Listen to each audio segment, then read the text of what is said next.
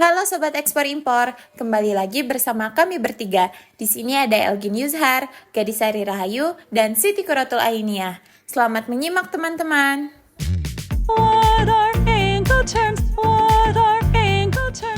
Incoterms merupakan kependekan dari International Commercial Terms atau dalam bahasa Indonesianya disebut dengan Ketentuan Komersial Internasional.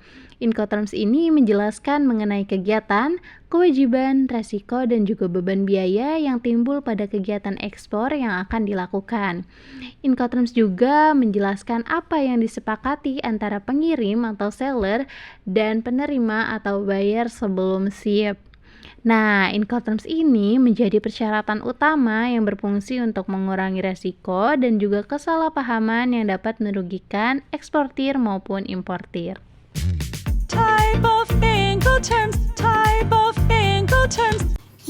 Type of Incoterms. Di antaranya ada ex-works, free carrier, free alongside ship, delivered duty paid, free on board, cost and freight, carriage paid to, delivered at place unloaded, carriage and insurance paid to, cost, insurance, and freight. Ex-works merupakan syarat penyerahan barang di mana penjual menyerahkan barang kepada pembeli atas pengaturan pembeli di tempat penjual atau tempat lain yang disebutkan. Penjual tidak perlu memuat barang ke kendaraan pengangkut dan juga tidak perlu mengurus perizinan ekspor. Ilustrasi yang terdapat pada layar yang berwarna kuning merupakan kewajiban yang harus dilakukan oleh eksportir dan yang warna biru merupakan kewajiban yang harus dilakukan oleh importir. Jadi, pada Incoterms ex-works, eksportir hanya perlu menjual kepada importir. Kepengurusan setelah itu, seperti pengangkutan barang sampai dengan barang sampai ke tujuan importir, semuanya diurus oleh importir. Selanjutnya adalah FOB atau Free on Board. Pada Incoterms FOB ini, seller bertanggung jawab untuk mengantarkan barang hingga pelabuhan sesuai dengan kontrak yang berlaku dan bertanggung jawab dalam proses ekspor sesuai dengan negaranya.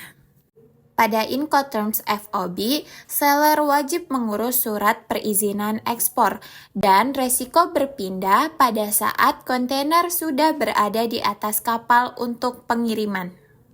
CIF merupakan syarat penyerahan barang di mana seller menyerahkan barang ke pembeli hingga barang telah ditempatkan di atas kapal atau on board di pelabuhan pemuat yang ditunjuk oleh si pembeli.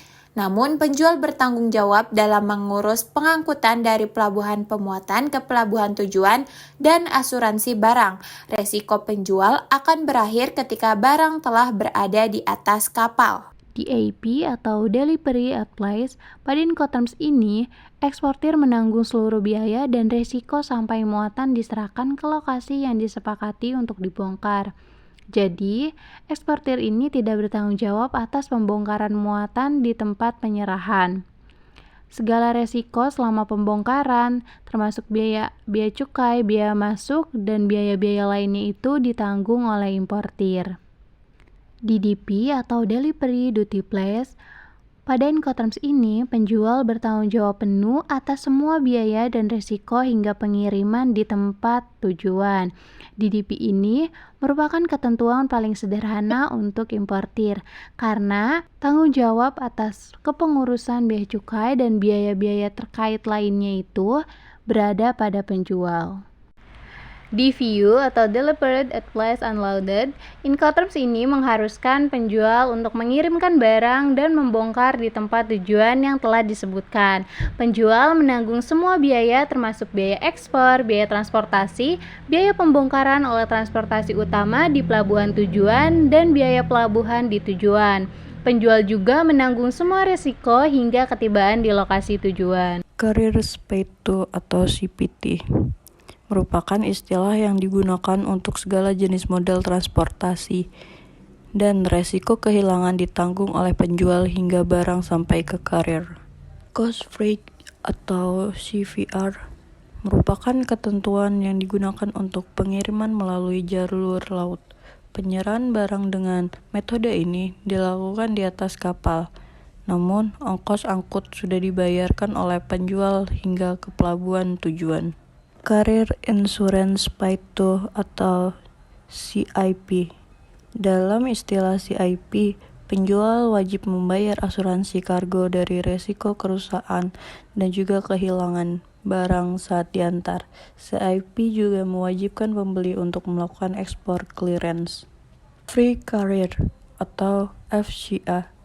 FCA merupakan istilah yang banyak digunakan untuk segala jenis transportasi, mulai dari darat, laut, dan udara maupun transportasi multimoda. Penyerahan dengan FCA dilakukan di tempat pengangkutan. Pada saat penyerahan terjadi peralihan resiko dari penjual kepada pembeli, dan pembiayaan pengiriman dan juga resiko barang ditanggung oleh pembeli. Thank you.